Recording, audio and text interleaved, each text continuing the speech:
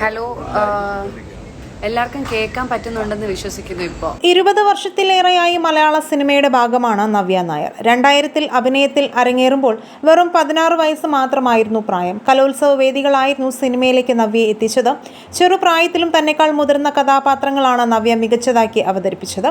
അതുകൊണ്ട് തന്നെയാണ് ബാലാമണിക്കും ഇഷ്ടത്തിലെ അഞ്ജനയ്ക്കുമെല്ലാം സ്വീകാര്യത ലഭിച്ചതും കുടുംബത്തിലെ അംഗത്തെ പോലെ നടിയെ മലയാളികൾ സ്നേഹിക്കാൻ തുടങ്ങിയതും. താരത്തിന്റെ വിവാഹശേഷം ഒരു നീണ്ട ഇടവേളയ്ക്ക് ശേഷമാണ് താരം സിനിമയിൽ സജീവമായത്.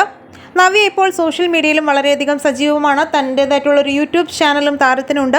അതുവഴിയാണ് തൻ്റെ ആരാധകരുമായി തൻ്റെ വിശേഷങ്ങളെല്ലാം താരം പങ്കുവെക്കാറുള്ളത്. കഴിഞ്ഞ കുറച്ച് ദിവസങ്ങളായി പല റൂമേഴ്സും നടിയെക്കുറിച്ച് സോഷ്യൽ മീഡിയയിൽ ഉണ്ടായിരുന്നു. ഭർത്താവുമായി വേർപിരിഞ്ഞു എന്നുള്ള തരത്തിലും മറ്റ് ED കേസുമായി ബന്ധപ്പെട്ടൊക്കെ നവ്യ കഴിഞ്ഞ കുറച്ച് നാളുകളായി സോഷ്യൽ മീഡിയയിൽ വളരെയധികം ചർച്ചാ വിഷയമായി മാറിയ ഒരു താരമായിരുന്നു. ഇപ്പോൾ ഇതാ താരം ഇതേക്കുറിച്ചൊക്കെ തുറന്നു പറഞ്ഞുകൊണ്ടുള്ള ഒരു വീഡിയോ ആണ് സോഷ്യൽ മീഡിയയിൽ വൈറലാകുന്നത്. വിവാഹ ജീവിതത്തിന് ശേഷമുണ്ടായ ചില തിരിച്ചറിവുകളെക്കുറിച്ച് വിവാഹിതരാകാൻ പോകുന്ന പെൺകുട്ടികൾക്ക് വീഡിയോയിലൂടെ നവ്യ പറഞ്ഞു കൊടുക്കുകയും ചെയ്തു. സ്ത്രീകൾക്ക് ഫിനാൻഷ്യൽ ഫ്രീഡം ഉണ്ടായിരിക്കേണ്ടതിൻ്റെ ആവശ്യകതയെക്കുറിച്ചും താരം സംസാരിച്ചു. സ്ത്രീകൾക്ക് ഫിനാൻഷ്യൽ ഫ്രീഡം ഉണ്ടായിരിക്കണം, അല്ലെങ്കിൽ നമുക്ക് നമ്മുടെ അവകാശങ്ങൾ പോലും നേടിയെടുക്കാൻ കഴിയാതെ വരും.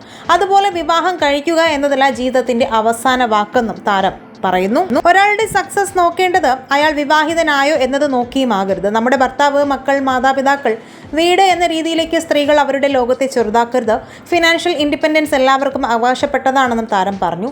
ഇതുവരെയുള്ള ജീവിതത്തിൽ കിട്ടിയ വലിയ സമ്മാനങ്ങളെക്കുറിച്ചും നവ്യ സംസാരിച്ചു. ഇതൊക്കെ സംസാരിക്കുമ്പോഴും തൻ്റെ ഭർത്താവ് സന്തോഷിനെക്കുറിച്ചോ സോഷ്യൽ മീഡിയയിൽ നടക്കുന്ന നവ്യയുടെ വിവാഹ മോചനത്തെക്കുറിച്ചോ ഒന്നും തന്നെ നവ്യ സംസാരിച്ചില്ല. ഇതിൽ നിന്നും വളരെ വ്യക്തമാണ് നവ്യയും ഭർത്താവും തമ്മിൽ യാതൊരുവിധ പ്രശ്നങ്ങളുമില്ല.